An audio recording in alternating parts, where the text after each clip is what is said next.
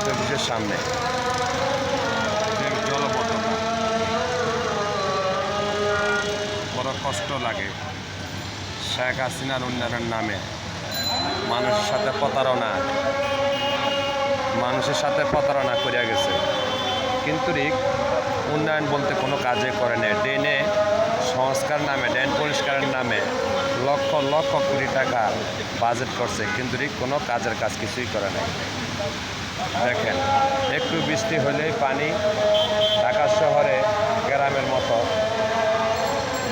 মতো যেমন বন্যা, যেমন কুমিল্লা, নোয়াখালী, ফেনী, কুমিল্লা, চাঁদপুর এসব জায়গায় যেভাবে বন্যা হয়েছে, এরকম পানি ভাবতে পারবেন না এরকম বন্যাতে হবে। একটু বৃষ্টিতেই দুনিয়ার পানি জমে যায়।